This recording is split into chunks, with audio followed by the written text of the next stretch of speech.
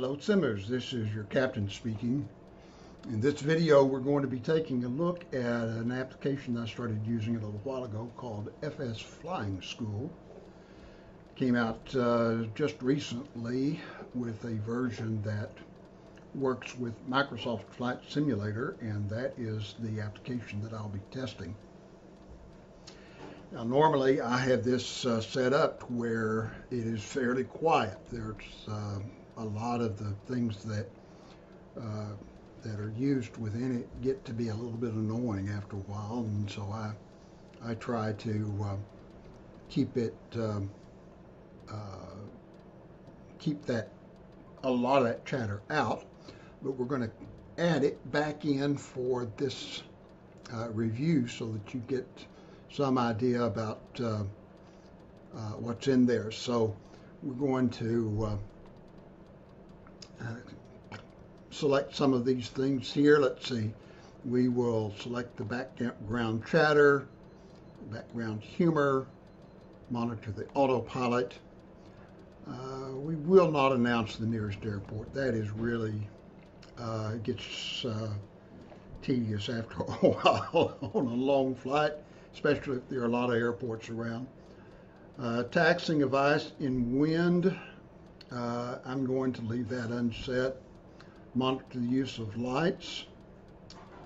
Waypoint advice says the instructor advises when the next waypoint in a flight plan is approaching, reports its ID and type, and advises the turn, which must be made when it is reached. There is some waypoint advice even without this being selected, and so we're not going to select it. We're not going to do anything with the VOR or with the nav1. I've told it that I have a yoke pressure, so it can tell me about that if I'm not using it correctly, and rudder control. For the automatic detection setup, I turn the cruise mode off, landing mode on. That means I'll be responsible for telling it when we start cruise mode and landing mode. The pilot is always responsible to tell it when taxi mode has ended. There's 4 different modes that FSFlyingSchool divides a flight into. There's a taxi mode, the ascent mode, the cruise mode, and the landing mode. And or the takeoff mode is the second one. Taxi, takeoff, cruise mode, and landing mode. And you have to tell it when you finish taxiing when the takeoff mode starts. It can't make that decision on its own. And so we just are going to tell it all 4 of these, which when we enter it into them, and try to handle it that ourselves so that we have some control over the instructions that it gives. The flight plan is going to be read automatically when we connect to the simulator, and I currently have a flight plan loaded up, and so it will read that in when we connect to it. Aircraft is the Asobo Bonanza G36, and it's going to monitor the engines, and it's going to monitor the lights that we have. The settings over here, we're going to have these things turned off. I guess we could turn on autopilot tips. That might be a little bit helpful, but each time you enter one of these things,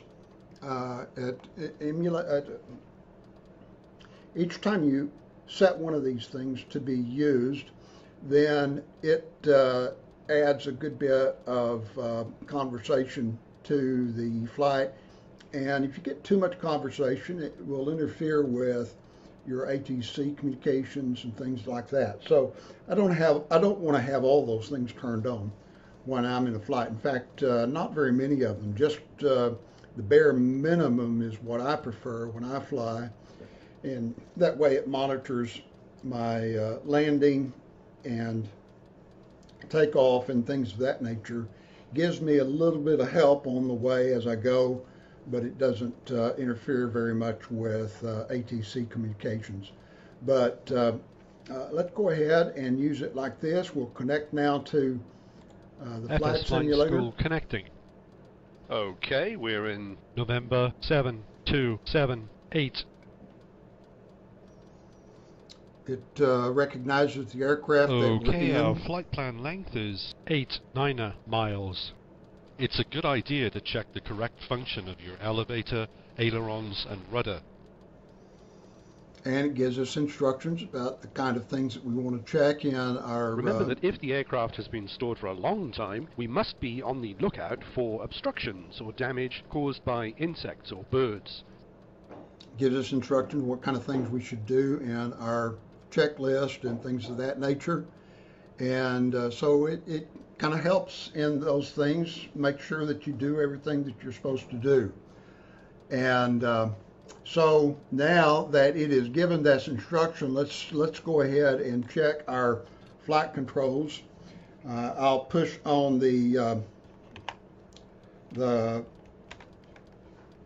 yoke and pull on the Elevator yoke. check complete. And it tells me I've completed the elevator check. Really kind of a simple check, but it's there.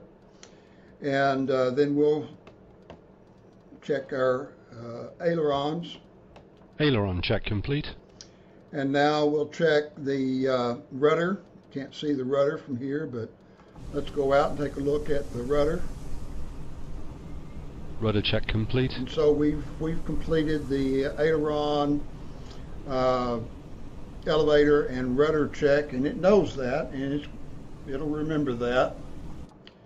And now on the inside, we're going to let's see. You can turn off the strobe lights.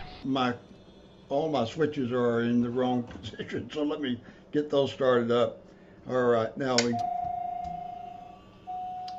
turn on our master and alt master switches, and let's get that idiot buzzer turned off. And let's see, I've got my master switches now turned on. Turn on my beacon, and now we'll give it full throttle, and full mixture, full prop, and about a ½ inch of throttle.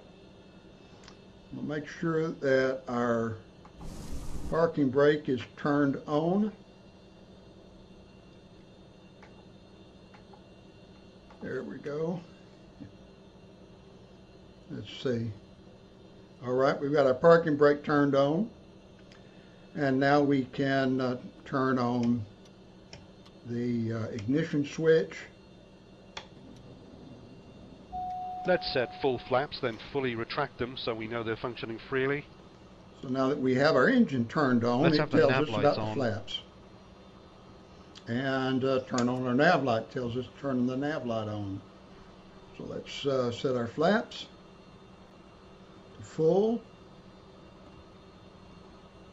Make sure they're all the way down.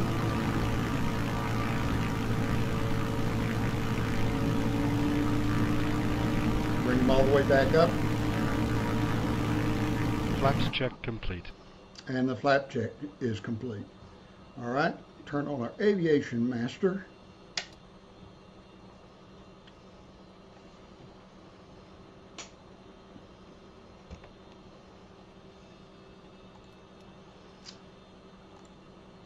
And now that we've got our aviation master turned on, we will tune in to McKay Tower and request our IFR clearance. For our pre-flight engine run-up test, we need to stop, set the parking brake, set high RPM, and then switch to each magneto in turn, monitoring that the RPM loss is within limits. Then back to both magnetos and set safe taxiing RPM. It's a little early to do our run-up check, so let's request our IFR clearance.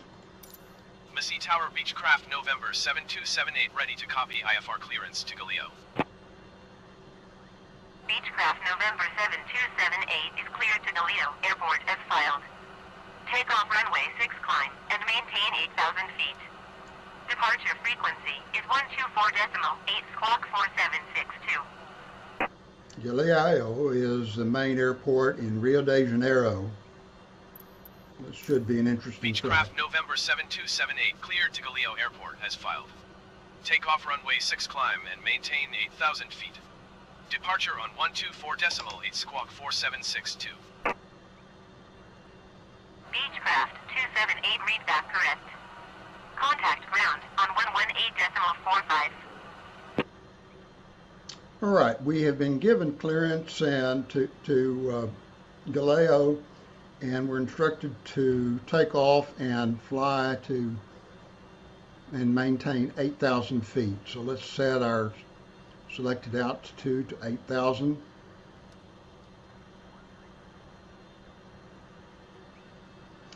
Now I'm going to use a flight level change mode to climb, and we'll set our selected climb speed to 102 knots. And so that gives us our selected climb speed. And about ready now to taxi. So let's request our taxi. Missy ground clearance. Beechcraft November 7278 with India ready to taxi IFR.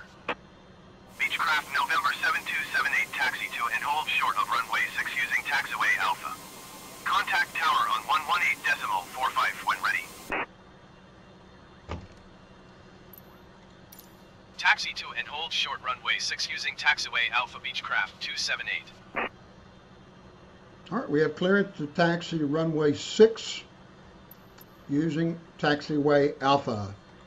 So let me take a look here at my map and see where our taxiway is. And so the taxiway is right behind us. We're wanting to go right. So let's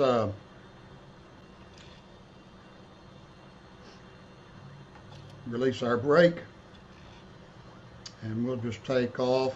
Ignore these little guys here, they won't mind our taking off. For our pre-flight engine run-up test, we need to stop, set the parking brake, set high RPM, and then switch to each magneto in turn, monitoring that the RPM loss is within limits. Then back to both magnetos and set safe taxiing RPM. Okay, and let's go to the left here.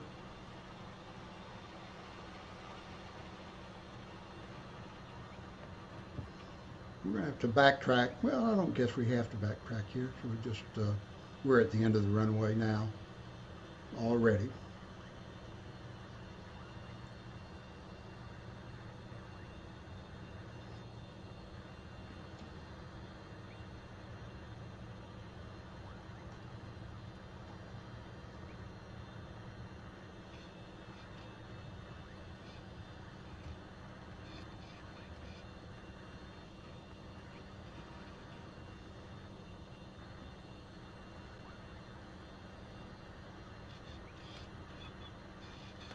All right, we'll stop Let's right use here. the brakes gently.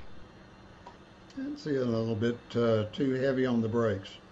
So I'm going to set my parking brakes as I was given instructions a moment ago, and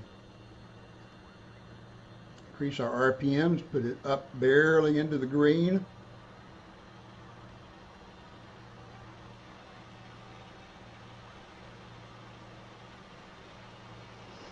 And now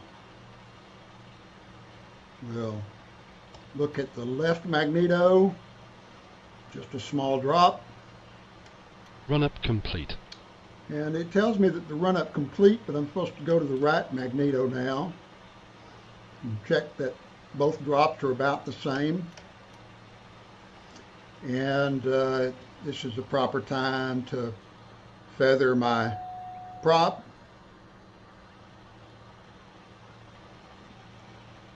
And now drop the RPMs back down closer to idle.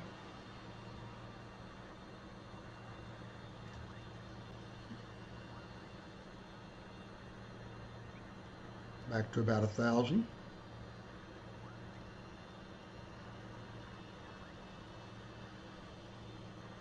Doesn't have to be exact. And now we can request our taxi clearance. Missy Tower Beechcraft November 7278 ready to go runway 6 IFR to Gil Yoder. Now the right thing. Beechcraft November 7278 cleared for takeoff runway 6. And we're going to enter the runway now. So the right thing to do is to turn our strobe light on and our landing lights. Let's see what happens. Then You can turn off the strobe lights. And see, it tells us turn the strobe lights off because we're in the taxi mode now.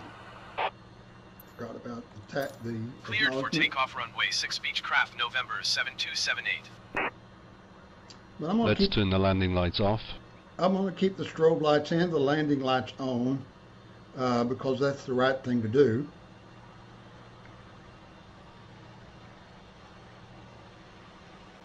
I need to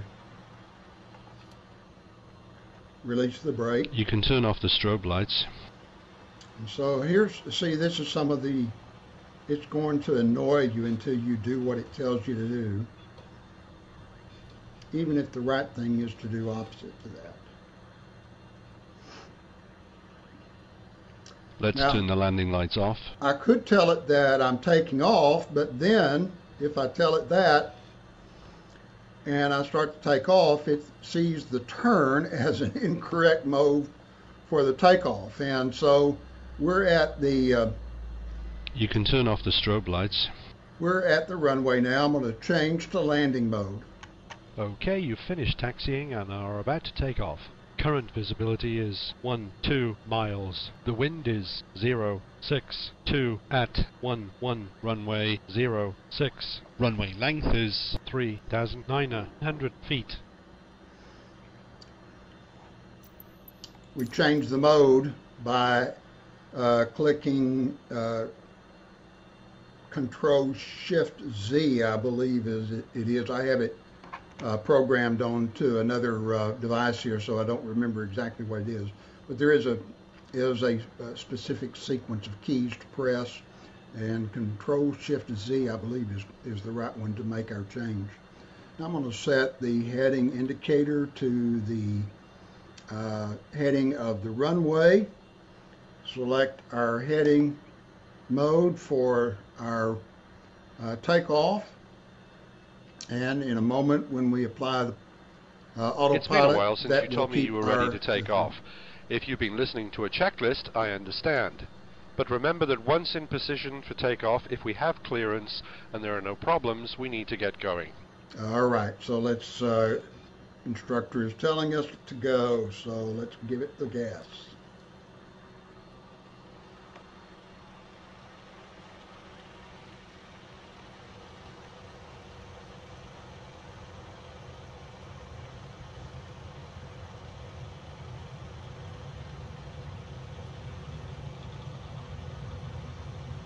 We're ready to rotate. Okay, let's rotate.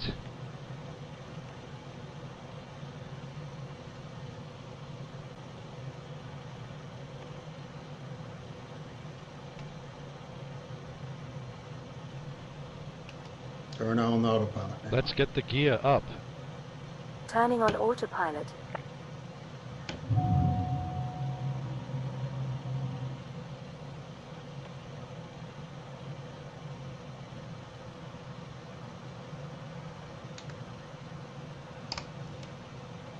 Beechcraft 278, contact Brasilia Center on 124.8.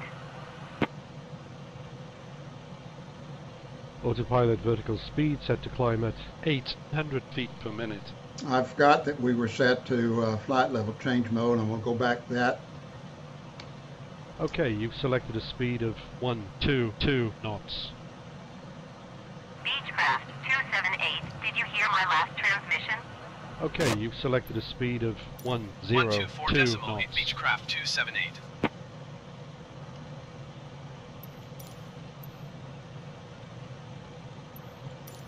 Brasilia Center Beechcraft November 7278 is climbing through 1,700 feet for 8,000 feet. Beechcraft November 7278 Brasilia Center, continue to bus as planned. Altimeter 29.88.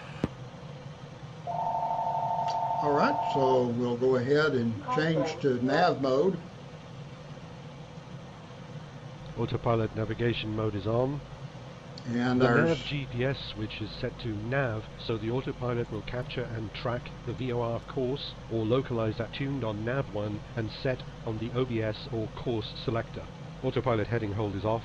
Alright, our navigation receiver is now the GPS.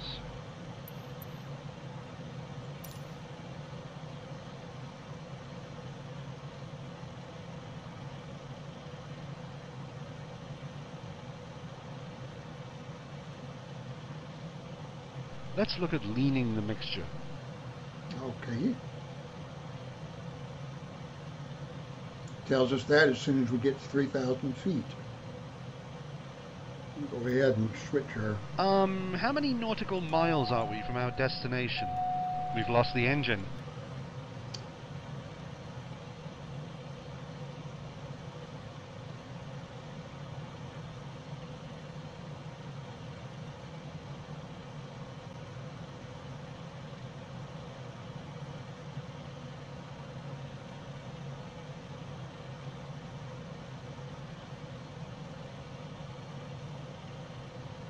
This is a fairly short flight of about 100 nautical miles, a little over that. And we don't need a lot of fuel, but I should have given a little more fuel than what I have. Telling us that our fuel quantity is low. And that is, the reason for that is because of little nav map told me how much fuel that I needed, and it said it was just a bit. So I followed its advice, and perhaps it's not set up correctly, so that it may be that I didn't give it enough fuel. We'll rectify that in a little while if we need to.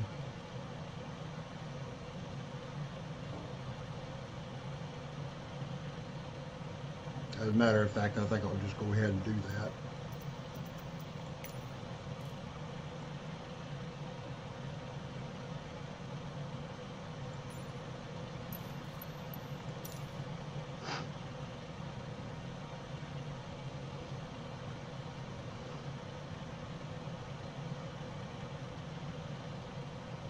Not too concerned with realism on this flight.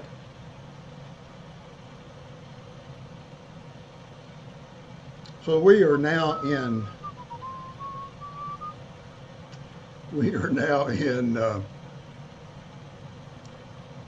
takeoff mode, and we are ascending to our selected altitude of 8,000 feet, just as ATC instructed us. I think our flight plan altitude, cruising altitude, is 12,000 feet. If memory serves me correctly, so we should be getting another instruction from ATC in a moment for that. The whistling was from the instructor. He's getting a little bit bored.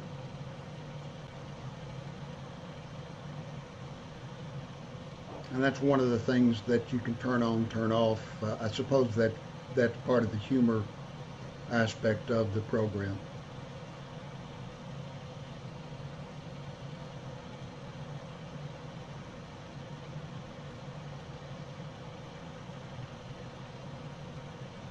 Or maybe the background noise that, you know, there's several different settings there that could have turned that on.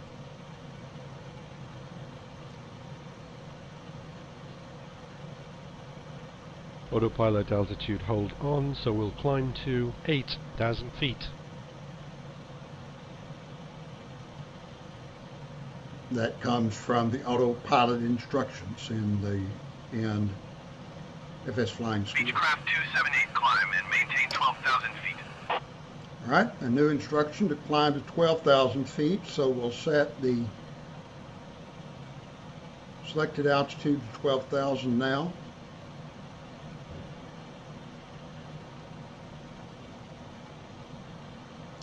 We'll use flight level change again. We've set the autopilot altitude, so we'll climb to Climb and maintain 12,000 feet. Beechcraft Okay, you've 278. selected a speed of 130 knots. Autopilot altitude hold is off. 130 was the current speed when I hit FLC. Okay, you've selected a speed of 102 knots.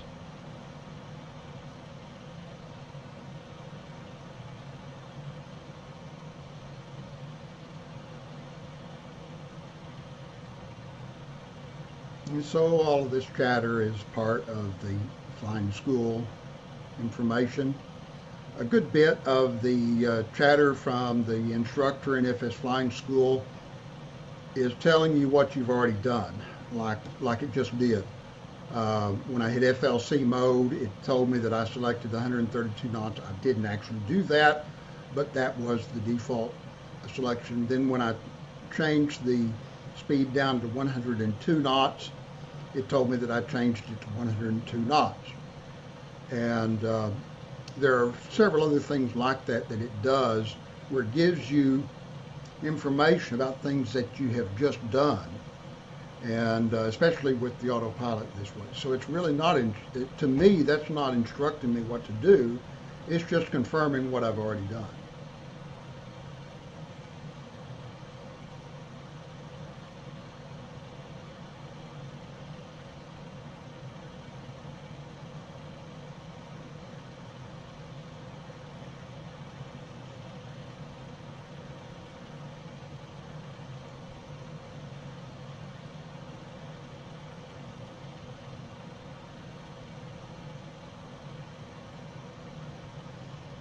Be aware that if the autopilot is to fly the aircraft down an ILS glide slope, the pilot must use a suitable approach speed, or the autopilot will not be able to keep the aircraft on the glide slope.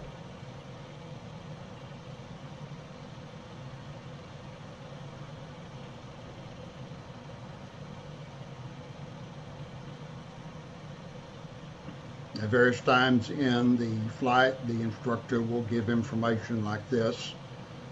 Random information apparently about various aspects of flight.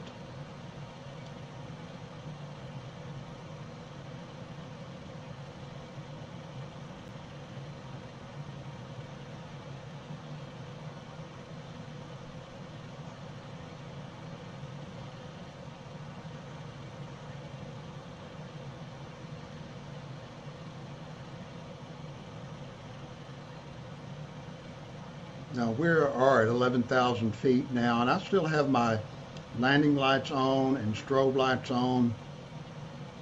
So it should give me some information here about getting that landing light turned off. May wait until I finish the landing mode, but at 10,000 feet, that's really when I should turn it off.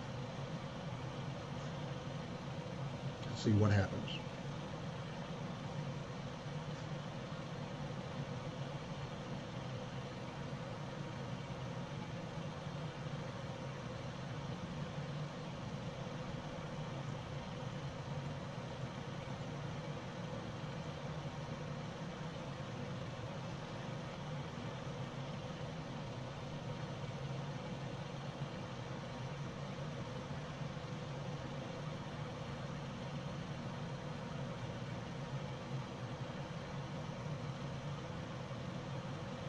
Autopilot altitude hold on, so we'll climb to 12,000 feet. Okay, we are nearly at our cruising altitude, so I'm going to switch our mode from takeoff to cruise. Regularly scan all your instruments.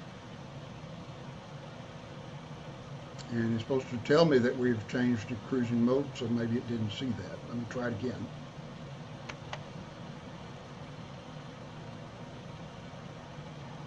No, it didn't see it because the window was not selected. Okay, we've finished taking off and are now cruising.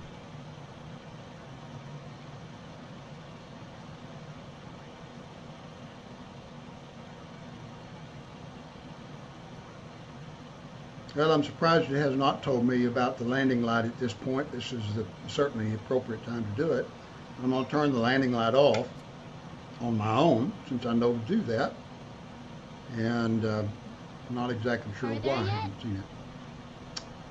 Are we there yet? No, we've got a little ways to go.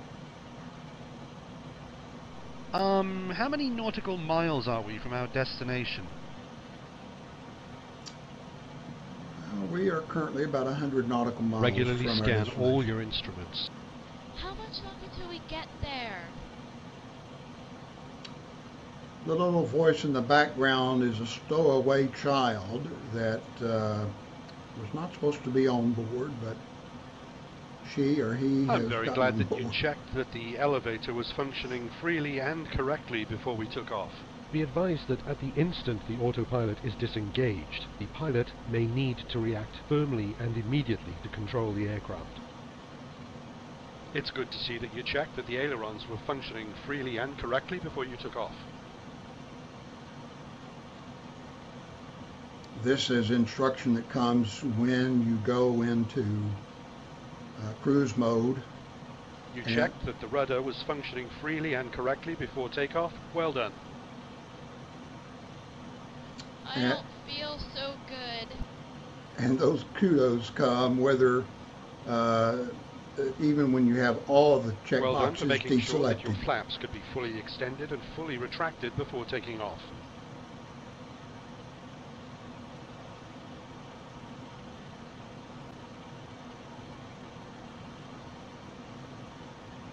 I'm glad to see that you performed the engine run-up procedure as part of your pre-takeoff checks.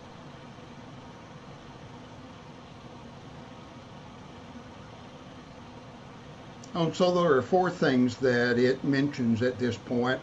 Okay, on our flight today, let's remember that in this aircraft we must never exceed 205 knots. That's the ailerons, rudder, and Remember that when we're on approach to elevators. landing, our maximum landing gear speed is 183 knots. and the flaps. If you do those 4 things, then it will confirm this point. And remember that when the and time comes congratulations. to deploy flaps, our maximum flap speed is 147 knots. then it gives this information about various speeds that are important during the flight. Okay, we're passing waypoint 1, waypoint 2, Alpha, Tango, India, Delta, Uniform 42 miles, heading 277.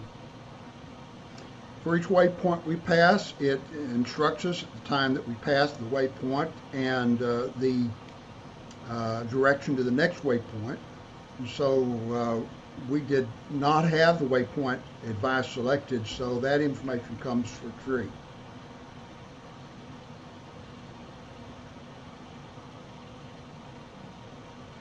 Seems a little confusing to me based upon what the tip for that checkbox says. So this could be perhaps a bug in the application, I don't know.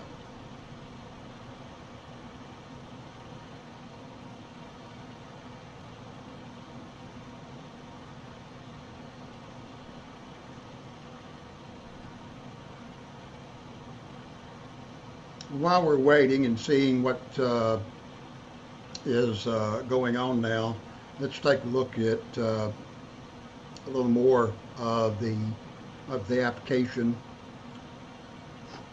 I'm going to bring up this window here so that we can go see the install location for the application. And I believe I installed it. Let's see.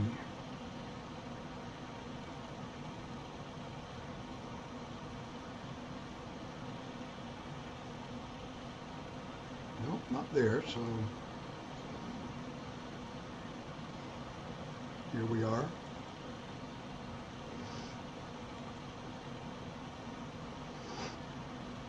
Currently, the aircraft that are may be used within FS Flying School are the aircraft that are specified in these files here. And so we have the Cessna 208B, the 747, 787, the Baron G58, Bonanza G36 we're in currently, the Cessna 152, the Cessna 172 with the G1000, and the Cessna 172 with the classic steam gauges, the Cap 10C, the CJ4, Let's play a guessing game. the DA40, DA62, the DR400, King Air 350, and the Pipstra. And I believe that makes up 12 or 13 different aircraft that it can currently use. That's not all of the default aircraft. I believe it may be all of the default aircraft in the basic version, but it doesn't get the default aircraft in the deluxe version or the second level there. Watch out for other traffic. And certainly it does not cover. Be aware that when an auto-throttle speed is reduced, the target airspeed is reduced, but it may be necessary to use a speed brake, gear, flaps, or even climbing to slow the aircraft to that speed. So there is an instruction that really is not a current at all. I mean, it's not relevant to the Bonanza. We don't have speed brakes in this aircraft, and so how much fuel will we have left when we reach our destination? some of the instruction that it gives then during this area that it gives randomly is just thrown out there, and it doesn't really matter whether it's relevant to the aircraft that you're flying or not. That's one of the issues that I have with the application. The other is that another issue that I have, that as you've just seen, is that there are at this point a relatively few number of aircraft that are available for use. So if you don't like using any of these 13 aircraft, then at this point you're stuck. You can't use the application with any of the add-on aircraft or any of the aircraft for the deluxe that come with the deluxe version, for example. So that's a little bit disappointing, but my understanding is that the author is still working on the application and updating it, and there should be a free update that will provide some of that capability later on.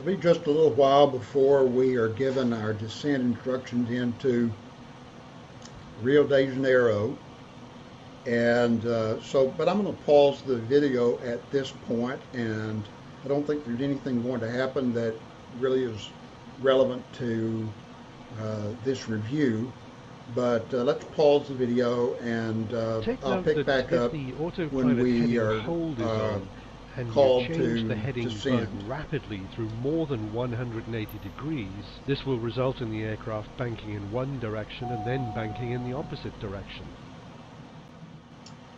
All right, we have now been given instructions to descend, so we will follow those instructions. It tells us to descend to 6,300 feet. Beechcraft 278, acknowledge last transmission. So let's acknowledge. You've Descend set and the maintain autopilot altitude, 6,300 so we'll feet, descend Beechcraft to 278. 6,300 feet. So let's tell the instructor that we are now going to land. Okay, we're about to land. Your nav1 OBS setting indicates runway heading is 360. You have no glide slope signal unless you get one. We'll be doing a visual approach. Autopilot altitude hold is off. Autopilot vertical speed set to descend at 900 feet per minute.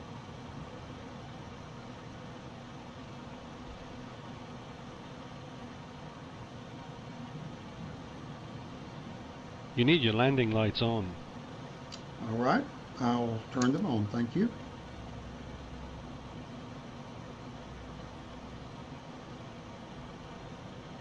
Interesting that he told me to turn on the landing lights before I got to 10,000 feet.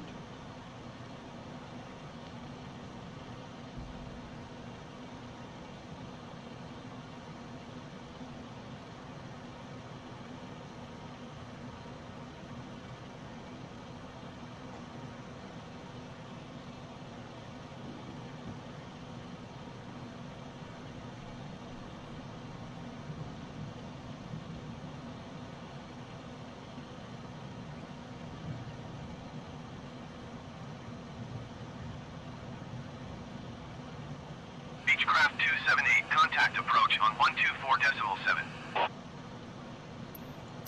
124.7 for Beechcraft 278.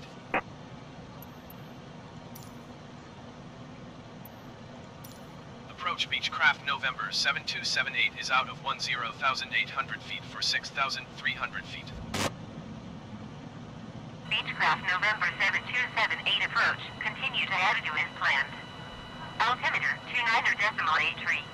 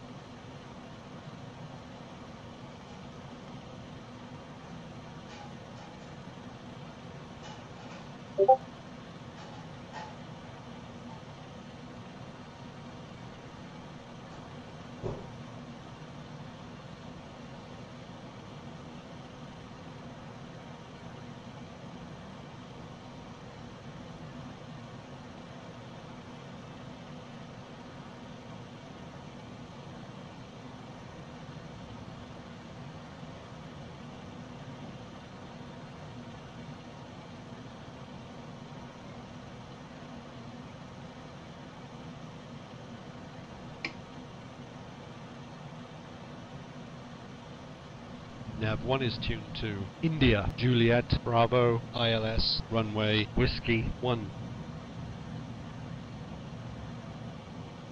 Let's check to see what our nav1 should be turning to, because I'm not certain at this point.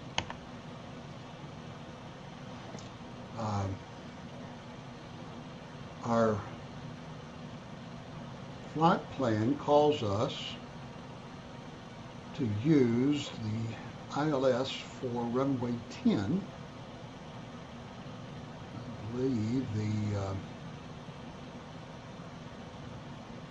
with the Alamos transition, yes.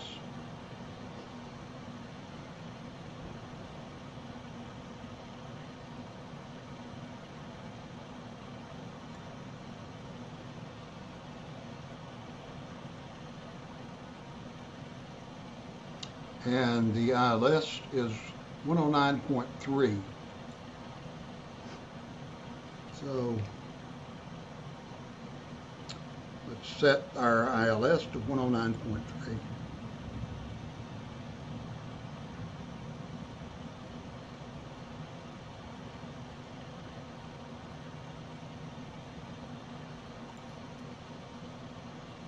Nav1 is tuned to India, Tango, Bravo, ILS, runway, Whiskey 1. And that seems to be a bug too. This is runway 10, and but it always seems to say runway whiskey 1, and I'm not exactly sure what that means.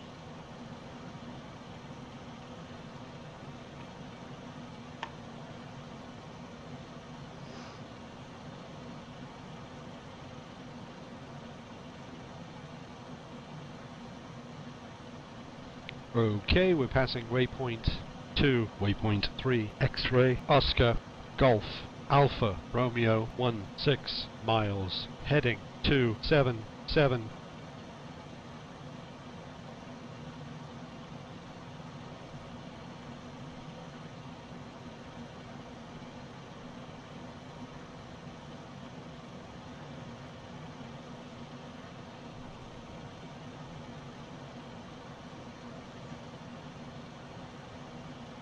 Dme distance is 19 miles.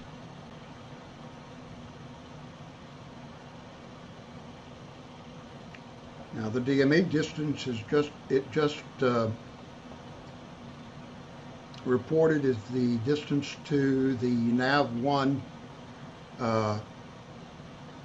radio location that we can see here on the G1000. Autopilot altitude hold on, so we'll descend to 6,300 feet. That instruction is good instruction at this point. It reminds me to watch my speed. Make sure it doesn't decrease too much. But the DME distance now is to the nav1 radio, 17.0 nautical miles. And at about every 5 nautical miles or so, it will tell me what the distance is to this location. And that's because we're tuned to the ILS radio here for the aircraft, for the airport.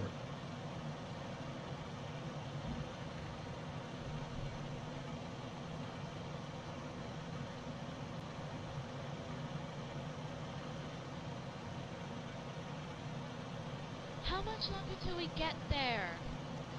Just hold your horses, little kid.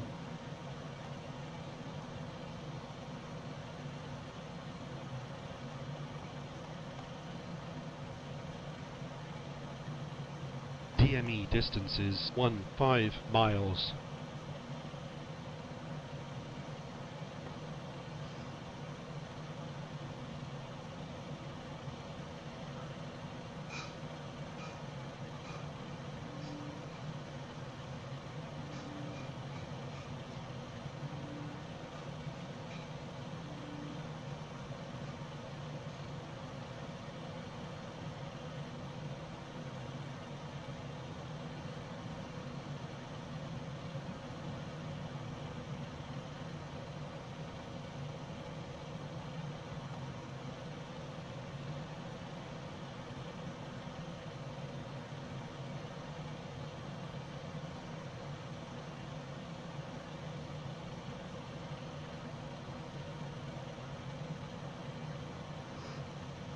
Now you can have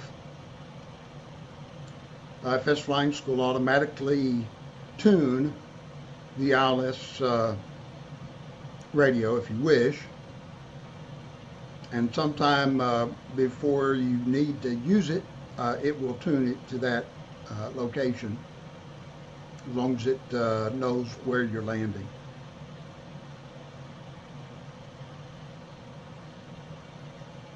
I spy with my little eye something beginning with Sierra.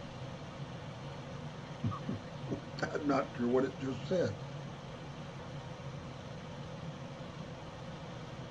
Oh, I spy a spy that starts with Sierra. That's an aircraft joke.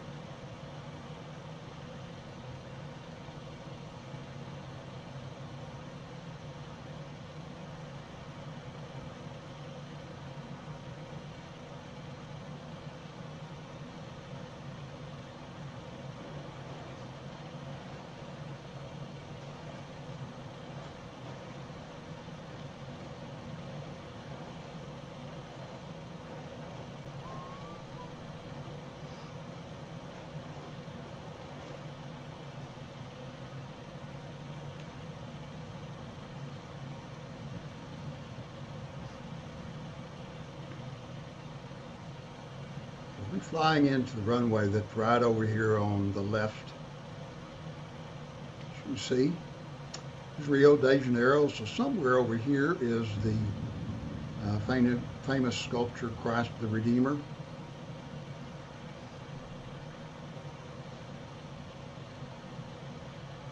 I think this is the Dma first time. Distance is 10 miles. I think this is the first time I've flown into Rio de Janeiro, so new experience for me.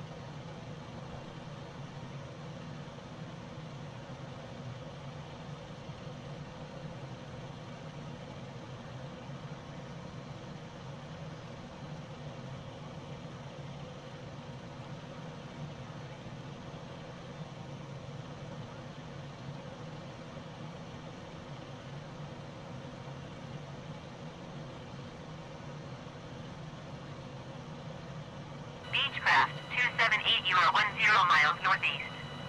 Maintain present heading and altitude. Expect ILS X-ray runway 10 approach via Almas transition. Clear to Almas.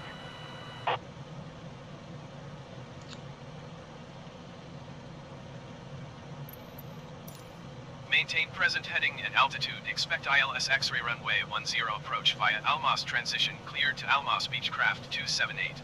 Okay, we're passing waypoint 3, waypoint 4, Golf, Alpha, Lima, Echo, Alpha, Oscar, Alpha, November, Tango, Oscar, November, India, Oscar, Charlie. All right, now this is the last waypoint prior to the approach to the airport, and I fly with my little life, something beginning with Sierra. even though we have an approach lined up and we are now on approach to the Almos transition, the flight instructor tells us that the next waypoint is the airport itself. And so that's why it gave did not give Almos as the next waypoint.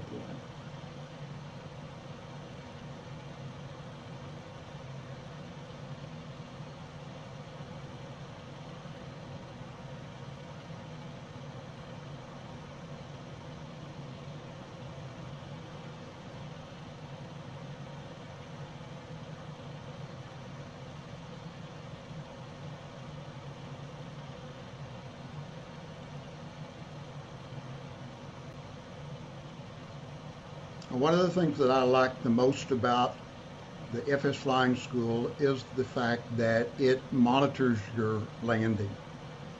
And once we land and set the brakes on the plane, the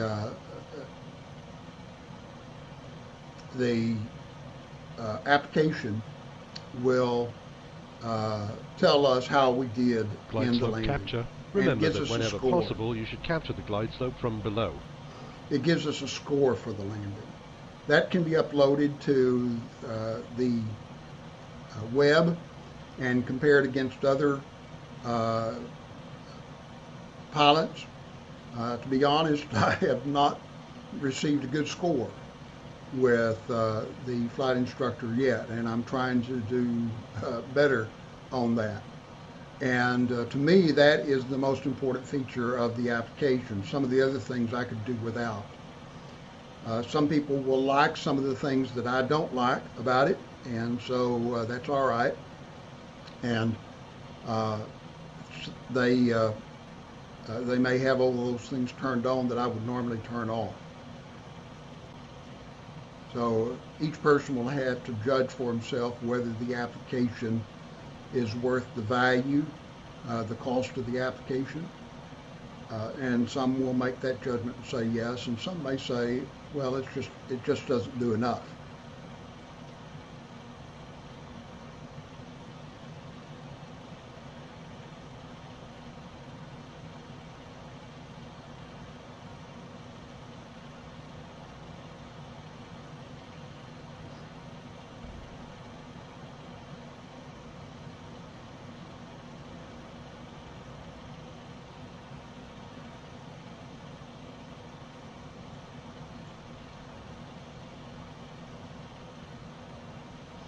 I think one of the reasons why my scores have been low is that it gives you a bonus for flying without the autopilot. And all of my landings have been ILS flights with the autopilot, and so I haven't gotten that bonus. So that's understandable. I'm not too concerned about that.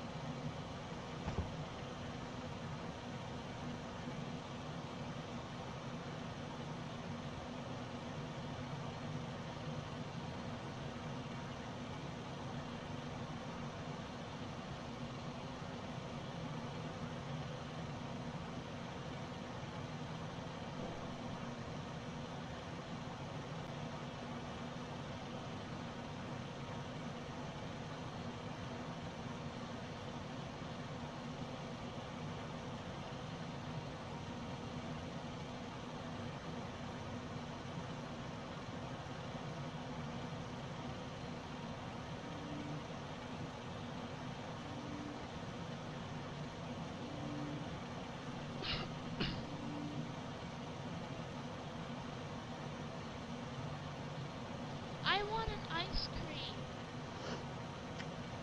Sorry, son, you'll have to wait till we land. Lost the glide slope signal.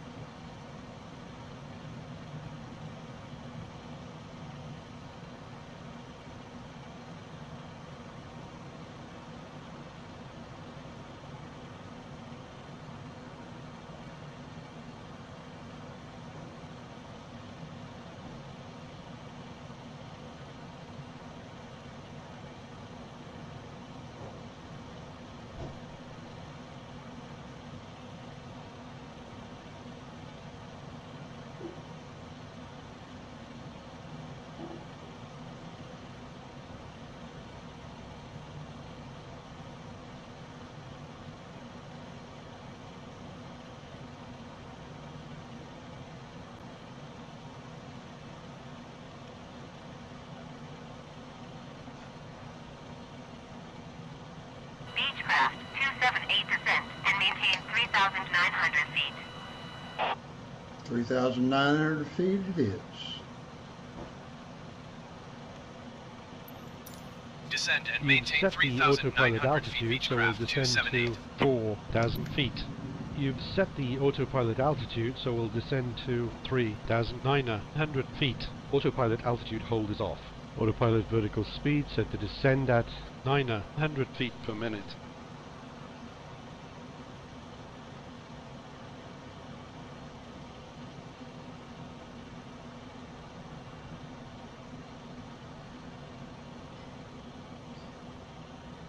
Glideslope capture. Remember that whenever possible you should capture the glide slope from below.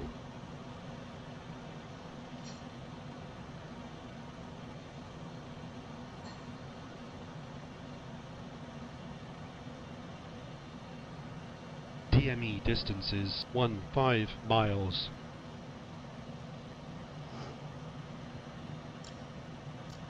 What is called Glideslope Capture is the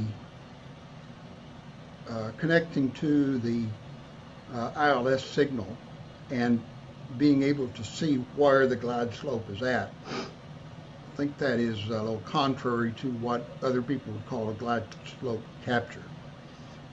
It is correct that one should capture the glide slope from below. That simply means to get below the glide slope and then intersect it. And I think they're using the term capture and intersect in different ways. So I'm not exactly sure if that is accurate from the standpoint of normal terminology. Beechcraft 278 descent and maintain 3,500 feet. We have another descent instruction. You've set the Descend and autopilot maintain altitude, so we'll descend 3,500 to feet, Beechcraft 278. 3,500 feet.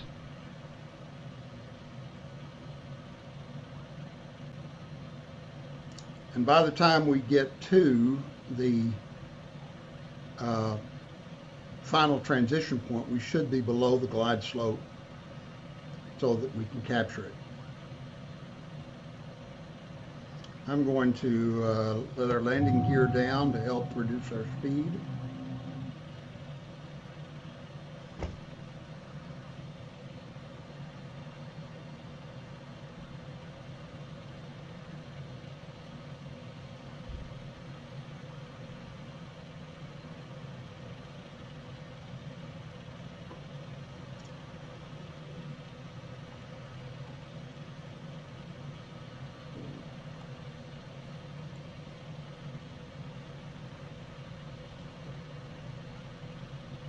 Autopilot altitude hold on, so we'll descend to 3,500 feet.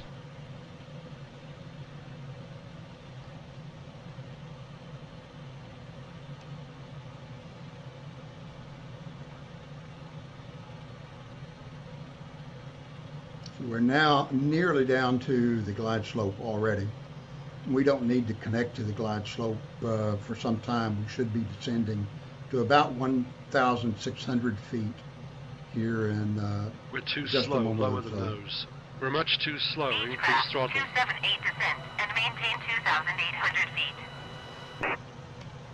2,800 feet is What's our the next. minimum safe altitude in this area? You've set the autopilot altitude, so we'll descend to 2,800 feet. Autopilot altitude hold is off. Autopilot vertical Descend and speed set maintain to descend at 2,800 feet, 900 Beechcraft feet per 278. minute.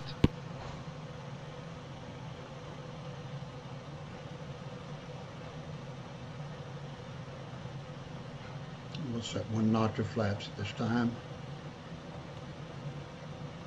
Line up with the center line. You're below the glide slope. Let's intersect it.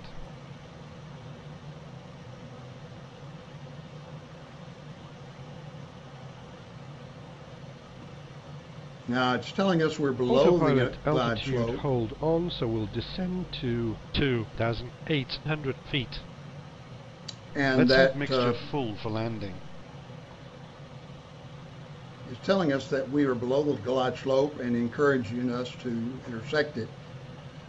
It almost sounds like it's saying that we need to climb to intersect it. Let's intersect it. But we're at the proper location according to the ATC instructions. So the proper Beechcraft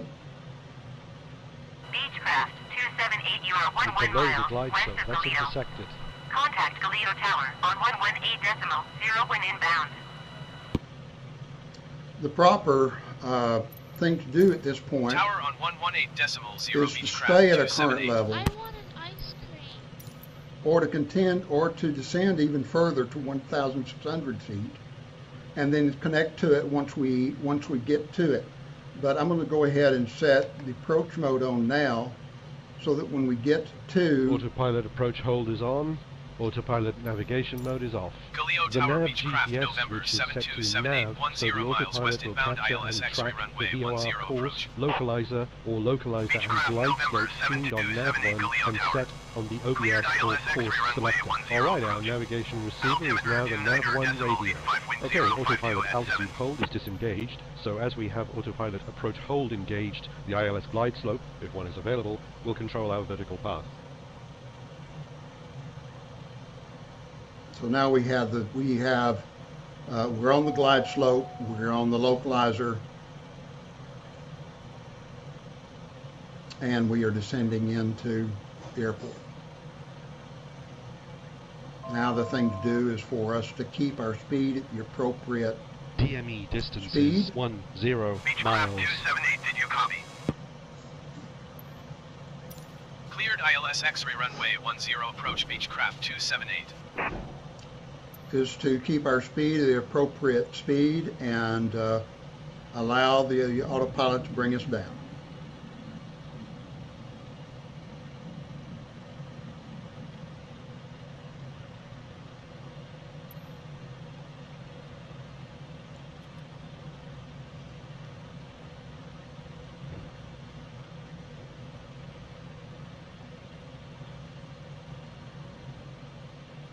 I'll set another notch of We're at naps. the outer marker.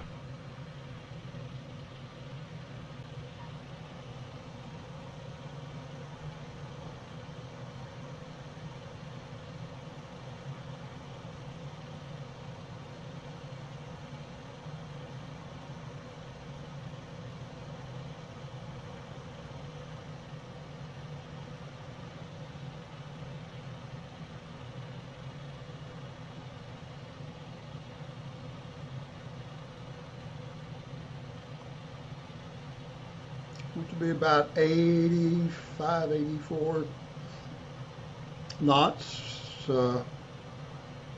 as we come down.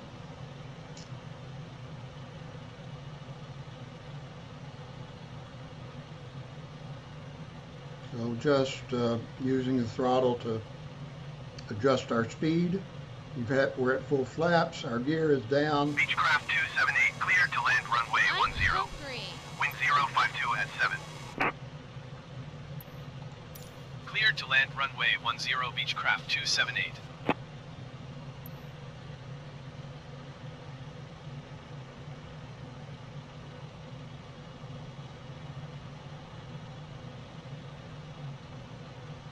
And get that speed adjusted out here while we're descending. Then once we disengage the autopilot, we should be right on course to land. Everything should be set up.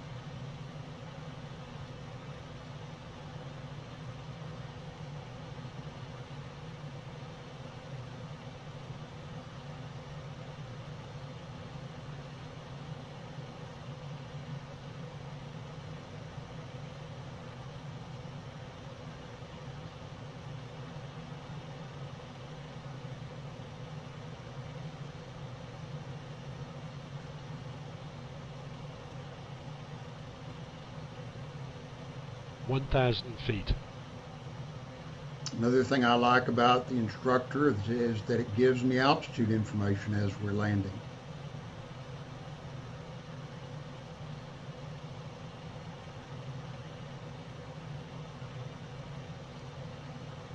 Dme Dma distance is 5 miles.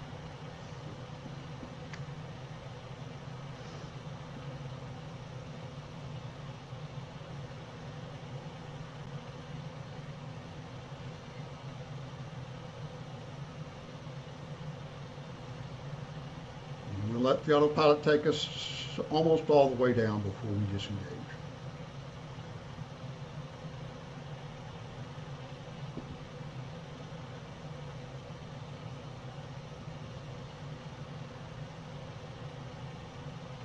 But as long as everything looks right, as long as we stay on the glide slope and the localizer, autopilot is just as good a way to fly as any.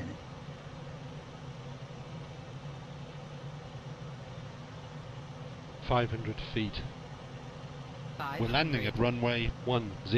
Elevation is 18 feet.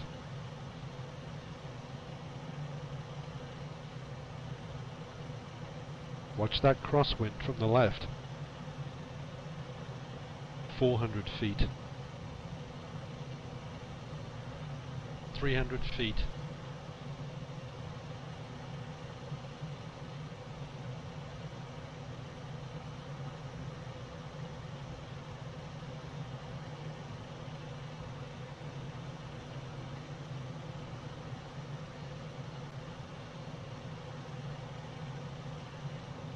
All right, autopilot off. We're passing the middle marker. 200 feet.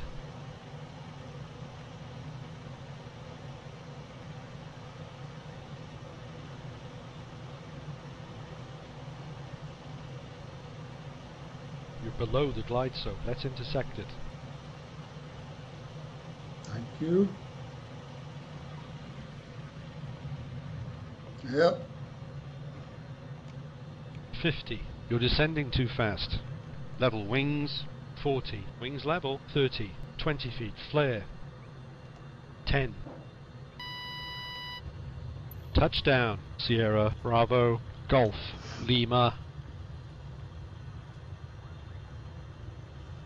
Okay, let's slow down to a safe taxi speed. Beechcraft 278, turn next taxiway. Watch your steering. I rate your landing at 58.57 points. Approach was 90% for the glide slope and 90% for the localizer. All right, so we got a score of about 50%, which is a little better than what I normally get. Okay, let's slow down to a safe taxi speed. It knows we're taxiing now, so it Beechcraft 278, gives exit us a runway little more when able. information about taxiing. And Okay, let's slow down to a safe taxi speed.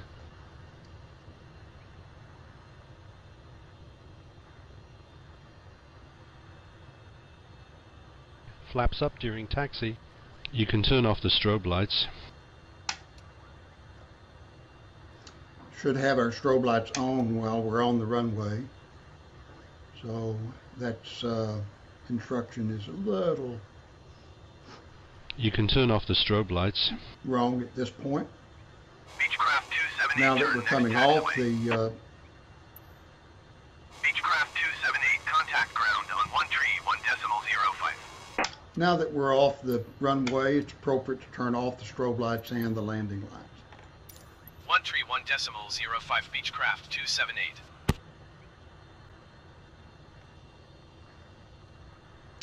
And we'll just stop here and talk to the ground services, find out about parking, and so let's tune ground and request our taxi to Galil parking. ground, Beechcraft November 7278, request taxi to parking. And it will give us the Beechcraft information about November it. 7278, taxi to general aviation parking using taxiway Alpha Alpha November Tango Mike Lima 1 Lima 2 Kilo Lima Tree Bravo. Well, we have some interesting taxi instructions there, and I'm not going to taxi all the way to the parking spot. for the video, but we'll just Taxiing stop to General right here. Aviation Parking via Taxiway Alpha Alpha November Tango Mike Lima Stop our 1 video Lima 2 right at Kilo this Lima point. Tree Bravo Beechcraft Let me just 278. say that one of the things that I like most about the There's room for application. improvement. That flight contained problems you need to work on. Check your logbook. 4 waypoints were crossed correctly. 4 waypoints were in their correct sequence. Okay, we're starting a new flight. Is the information that it gives about the landing of the flight. Let me just show you a few more things here. If we go to the logbook, we can look at a traditional logbook, and for some reason it's not available at this point, but we can look at the full pilot logbook or look at this right here. This information is information about how we flew and so on, and some of this information is good to know. Gives us some good information about how we did the landing and so on, which is good. It helps us to learn what we did wrong or what we did right. And so that's what I really like about this application, and that would be the thing that would make it worthwhile to me. The cost of the application is a little bit pricey in my estimation for its current state, but you may, if you wait, you can find a discount on it from time to time that's available. And I do believe that it will be a better application once some of the other features are added to it that I mentioned in the previous video. So each person will look at this a little bit differently. They'll have to test it for themselves to see what they think. You can download a free version and use it near Green Bay, which doesn't allow you to get a real good test of it, but as long as you're flying within that small area, you can test out all of its features, or at least most of its features. There are some features that are not available in the demo, but most of them are. Let's disconnect this and see what FSFlyingSchool happens disconnecting. now. So we're now disconnected. We can look at the traditional logbook that gives you a line for each flight.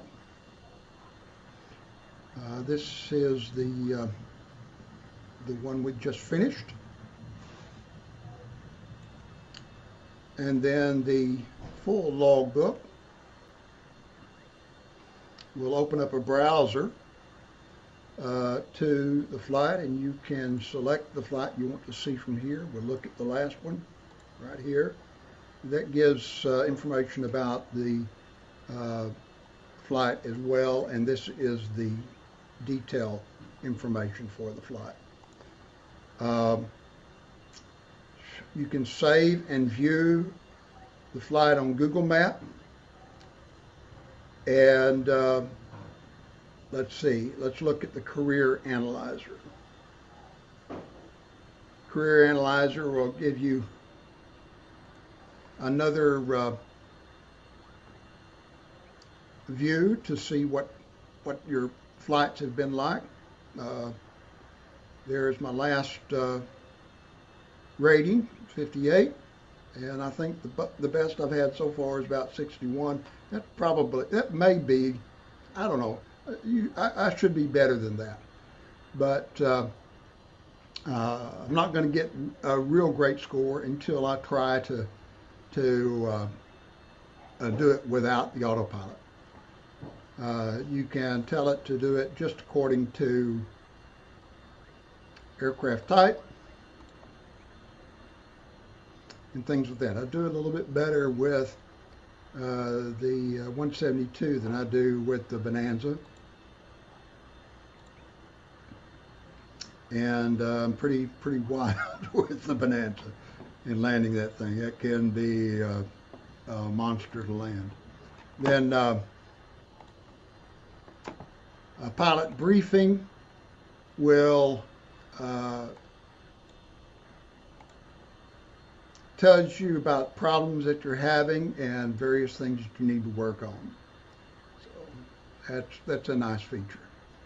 So there you have it, FS Flying School for Microsoft Flight Simulator. I hope that you enjoyed this video and it's been some use to you and your review of the application. Thanks.